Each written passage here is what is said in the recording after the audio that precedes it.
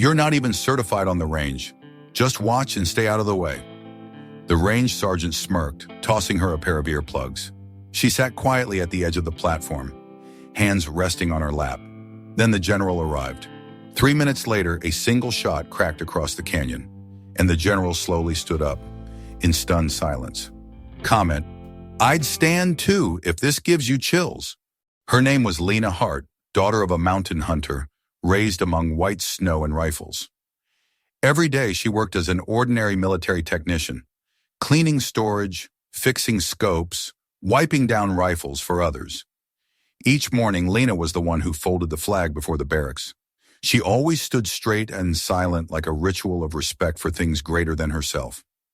She never asked to test fire, but sometimes, when nobody was watching, she gently wiped rifle stocks like cleaning an old memory. One day, the base organized a 1,000-yard shooting test, where most sniper soldiers still hesitated. Lena asked permission to watch. The officer in charge shrugged. "As long as you don't get in the way." On the shooting platform, a group of marksmen were competing, almost none hitting the bullseye. A young soldier turned around teasingly. "Lena, want to try? Or planning to polish the rifle one more time?" The whole group burst into laughter. She just smiled lightly, said nothing, then took her cloth, continued wiping rifles for them. What they didn't know was Lena's real background. Her father had been more than just a hunter. He was a military sniper instructor who had trained her from childhood. Every weekend since age 10, Lena had practiced precision shooting in mountain terrain. She understood wind patterns, elevation adjustments, and breathing control better than most soldiers who mocked her. But military bureaucracy required certification, official training records, documented qualifications. Lena had skills but lacked paperwork, so she accepted the role they gave her: invisible support staff who maintained equipment for real soldiers. She watched them waste ammunition on shots she could make effortlessly, saw them struggle with techniques her father had taught her years ago. But she remained silent, did her job, served without recognition. The other soldiers saw her quiet demeanor as weakness, her maintenance role as proof of limited ability. They were catastrophically wrong. Lena's silence wasn't from incompetence, it was from discipline. Her father had taught her that true marksmen didn't boast about their skills. They just performed when performance mattered. Today would be that day. CTA comment, Act 1. Ever seen a good person looked down upon? Type SOUNFAIR. Rumors spread. Lena had failed unit-level shooting tests. She missed close-range targets. How could she dream of 1,000 yards? A sergeant said, "Lena's only good at cleaning rifles. She doesn't shoot, doesn't dare shoot." But nobody noticed that every time others missed shots, Lena would slightly frown, like knowing where the mistake was. A curious new soldier accessed her internal military file. Account locked. Only one line: restricted, code, Red Oak. Note: training conducted under General J. Wallace. See clearance level 3. The person frowned. Wallace?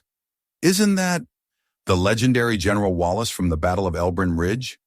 At the same time, the competition supervisor announced loudly, "We'll have a distinguished guest observing today's shooting." An armored military vehicle stopped. An elderly man, silver beard, stepped out. Vest decorated with insignia, General J. Wallace, retired. Nobody knew. The first person he looked at wasn't anyone in the shooting group, but Lena. The recognition was instantaneous, but subtle. General Wallace's eyes found Lena immediately, but he gave no indication of familiarity. Other soldiers were excited about the legendary general's presence. Wallace was famous for the Elbrin Ridge operation, a rescue mission with less than 4% survival rate. Think he'll watch us shoot? Maybe give us advice? This is incredible. General Wallace in person. But Wallace showed little interest in their enthusiasm. His attention remained discreetly focused on the quiet woman maintaining equipment at the edge of the range. Lena, for her part, seemed unsurprised by his arrival. No excitement, no nervousness.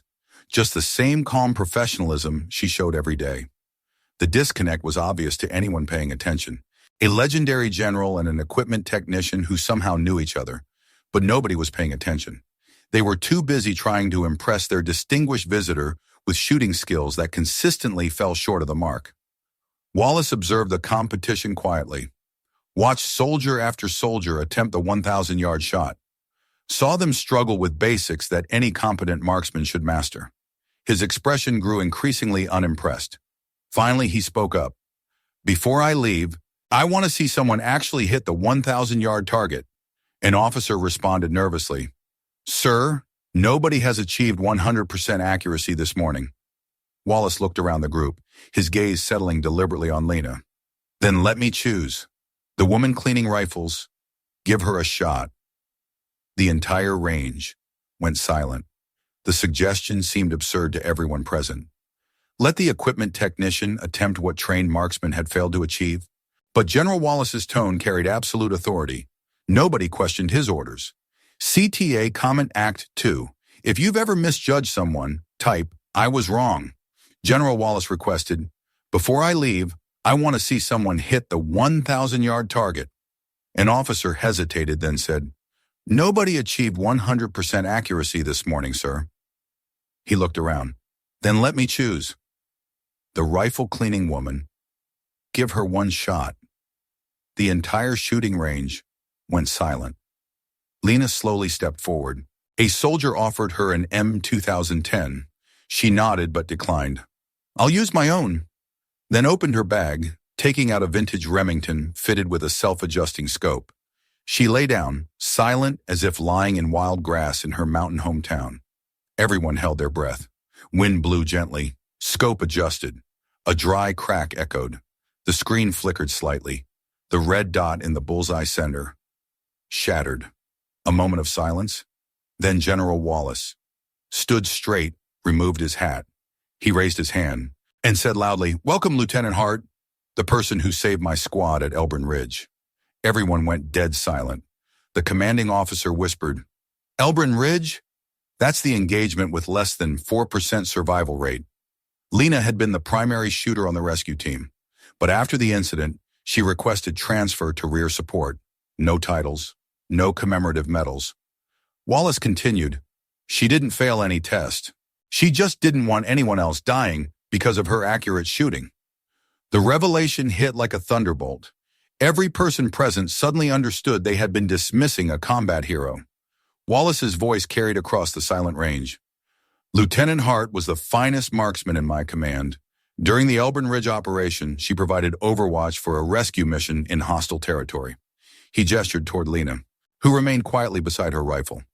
"While enemy snipers pinned down our forces, she eliminated 17 threats at ranges exceeding 800 yards. Her precision saved 43 soldiers."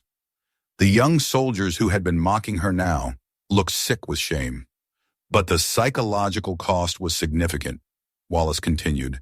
"Taking that many lives, even enemy combatants, affected her deeply." Lena finally spoke, her voice quiet but clear. "I requested transfer to non-combat roles. I still wanted to serve, but differently." "Why didn't you tell us?" one soldier asked. "Because past achievements don't determine present worth. I wanted to be valued for who I am now, not who I used to be." Wallace nodded approvingly. That's exactly the attitude that made her exceptional. Humility combined with extraordinary skill. The transformation in the group was complete. They finally understood that the quiet woman they had dismissed possessed combat experience that exceeded their collective training. "Sir," the range officer asked, "why reveal this now?" Wallace looked directly at the soldiers who had been mocking Lena. "Because respect should be based on character, not assumptions. You've been privileged to work alongside a genuine hero." He turned back to Lena. "Lieutenant, thank you for your continued service. In whatever capacity you choose." The 1,000-yard shot had been perfect, but more importantly, it had revealed the character of everyone present. Some had shown humility and respect.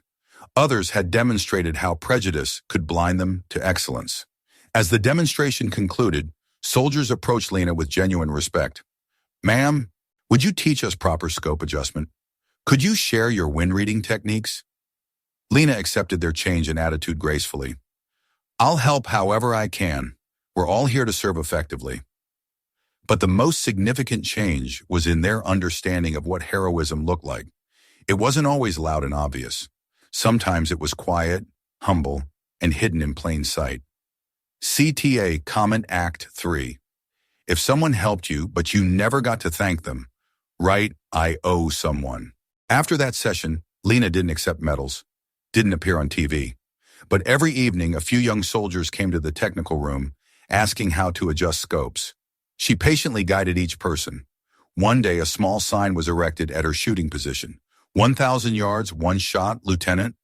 L.H. Lena just smiled. The next day, she quietly removed the sign. She left a note. Shooting accurately matters less than knowing when to pull the trigger and when to put the rifle down.